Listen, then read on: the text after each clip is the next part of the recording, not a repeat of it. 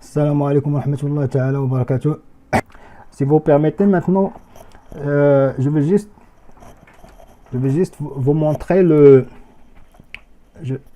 vous montrer en fait comment il va fonctionner le processus dorénavant. Donnez-moi juste un instant.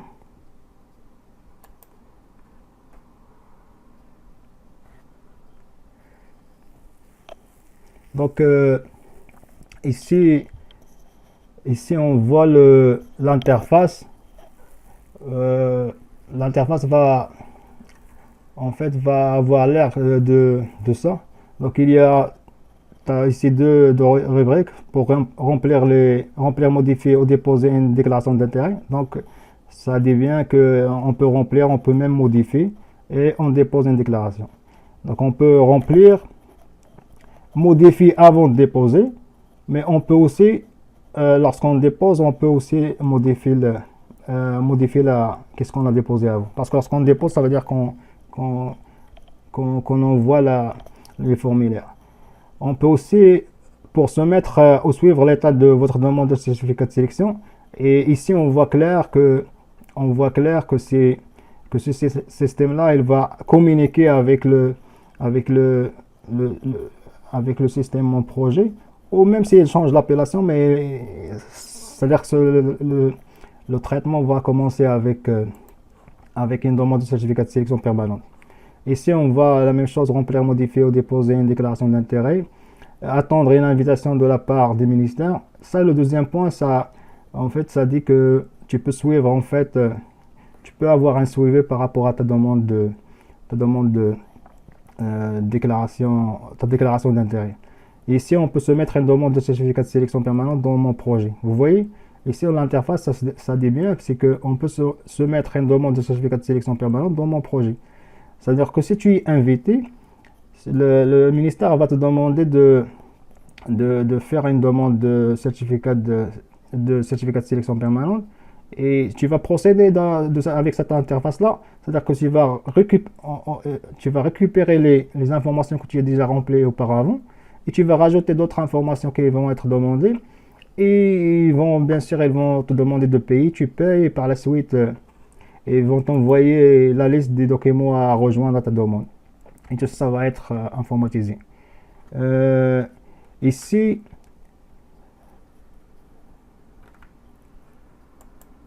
on va voir. Ici, on va voir en fait un diagramme que j'ai fait pour simplifier en fait pour mieux expliquer le processus de comment il va fonctionner. La première chose, ici on voit que on dépose un formulaire, on dépose un formulaire de déclaration d'intérêt. Ça c'est l'étape 1, comme vous voyez ici. L'étape 1 ici. On dépose un formulaire de déclaration d'intérêt, et le dépôt de cette déclaration se fait en ligne gratuitement, donc il n'y a pas de souci. Excuse-moi. Donc lorsqu'on dépose le formulaire de déclaration d'intérêt, on peut le déposer à tout moment. Aucun document ne vont être demandés. Et ce formulaire-là, en fait, il va avoir l'air de en gros comme mon projet, parce qu'il va avoir l'information des renseignements personnels, les coordonnées de la situation familiale, le statut de Québec, le statut au Québec, la scolarité, le parcours professionnel, et puis des informations complémentaires, et bien sûr les connaissances linguistiques. Et il va être la déclaration va être accessible en tout moment. Vous pourrez mettre à jour votre formulaire à tout moment, même une fois déposé dans la banque. Et les conditions, il n'y a pas vraiment de conditions extraordinaires. Il faut juste avoir 18 ans. Il faut avoir 18 ans au plus. Lorsque tu déposes ici, tu attends une invitation à présenter une demande. Et l'invitation, c'est le ministère qui va t'envoyer une invitation pour présenter une demande. Et le délai, en fait, la validité de le formulaire ou bien de la déclaration d'intérêt, c'est 12 mois. C'est-à-dire, tu dois savoir la date quand est-ce que tu as déposé la demande. Et en fait, si tu ne reçois pas une invitation dans les 12 mois, ça veut dire que tu dois recommencer à remplir un autre formulaire de déclaration d'intérêt. Et si votre profil correspond aux critères d'invitation établis par le ministère, vous pourrez être invité à présenter une demande, comme j'ai dit tout à l'heure. Par la suite,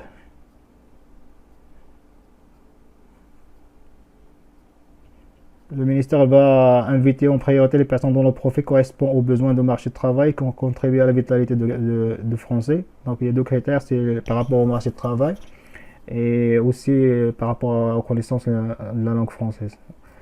Et puis, les invitations sont établies à partir de critères de groupe qui définissent le profil de la personne en matière d'employabilité, et l'âge, le capital humain à l'âge, la maîtrise de français, le niveau de scolarité, et aussi tout ce qui est les critères qui favorisent l'intégration sur le marché de travail québécois. C'est-à-dire si tu connais quelqu'un ici, aussi les besoins évolutifs de marché tels que le domaine de formation attaché à des professions qui présentent une pénurie de main-d'œuvre ici. De plus, certaines invitations sont établies à partir de critères spécifiques tels que définis dans des offres d'emploi valides. C'est-à-dire que si tu as une demande une offre d'emploi valide, cela va te permettre en fait d'accélérer le processus parce que ça va te permettre d'aller plus vite. Maintenant, une fois invité, vous obtenez les informations confidentielles pour accéder à votre espace dans mon projet. Vous voyez, une fois invité, vous obtenez les informations confidentielles pour accéder à votre espace dans mon projet. Les informations préalablement remplies de votre formulaire de déclaration d'intérêt sont retranscrites dans votre demande de certificat permanent que je viens de dire tout à l'heure. Mais vous devrez ainsi ajouter certaines informations et payer les droits exigibles. Donc vous devez remplir le formulaire de votre demande de sélection permanente. Et je pense que vous avez 90 jours. Délai, oui, c'est ça, le délai, c'est 90 jours. À compter de la date à laquelle vous avez été invité, vous aurez un maximum de 90 jours pour compléter votre demande et payer les droits exigés reliés à l'examen. Donc ici, vous allez avoir ici lorsque j'ai mis rouge ici, pour dire qu'il y a un délai ou bien il y a une contrainte qu'il faut respecter. 90 jours ici pour remplir le formulaire et payer les frais exigés. Par la suite, ici, le ministère va vous faire parvenir les documents exigés à l'appui de votre demande de sélection permanente. Et lorsque vous allez recevoir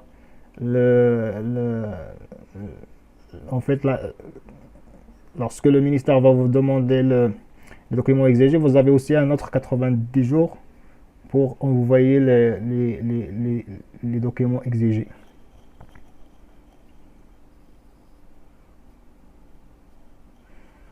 Vous avez 90 jours.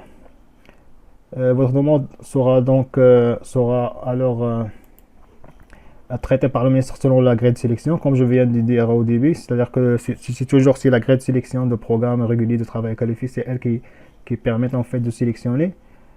Le ministre déterminera ensuite l'analyse de votre demande et rendre une décision selon la grille de sélection et le processus d'examen de la demande. Donc il y a deux options ici. Lorsque le traitement ici, il y a deux options. Soit il y a une sélection sur dossier, on appelle ça, mais c'est comme avant, il n'y a pas de changement. Donc ici le traitement, soit sur dossier, c'est-à-dire que certaines demandes d'immigration sont traitées sur dossier si l'entrevue n'est pas nécessaire pour prendre la décision. Ça veut dire que si le seuil de passage à la grille de sélection est atteint, une entrevue pourrait ne pas être nécessaire. C'est comme avant. Vous recevez alors par la poste votre certificat de sélection de poste ainsi que divers documents d'information et les prochaines étapes à franchir. Maintenant, il y a une autre chose, c'est que il peut avoir une intention de refus. Vous pourrez recevoir une lettre vous avisant que votre demande de sélection permanente sera refusée à moins que vous fournissiez dans les 90 jours une preuve documentée permettant de revoir la décision. Si cette preuve est fournie dans le délai fixé, l'examen de votre demande va être poursuivi. Sinon, votre demande sera refusée. Vous aurez alors la possibilité de présenter une demande de révision administrative. Donc ici, à l'issue de traitement, vous avez deux possibilités. Soit une sélection sur dossier, c'est-à-dire qu'elle va être sélectionnée sans que vous avez à passer un entrevue. Soit vous pouvez avoir une intention de refus. Et l'intention de refus, ça veut dire qu'ils vont, le ministère il va vous faire part de l'intention qu'il va refuser ton dossier si tu fournis pas les documents qu'ils ont exigés. Il y a aussi une troisième possibilité, c'est la convocation à une entrevue. C'est-à-dire que parfois ils vont vous convoquer à une entrevue et vous recevez à cet effet, vous recevez une convocation précisant la date, le lieu, tout ça. Donc ça n'a rien à changer par rapport à qu'est-ce qui se passe avant. Et au cours de cette entrevue, le conseiller en immigration vérifiera les renseignements fournis dans votre demande. Et une fois l'entrevue terminée, le conseiller en immigration, soit il va accepter, donc il va accepter ta candidature.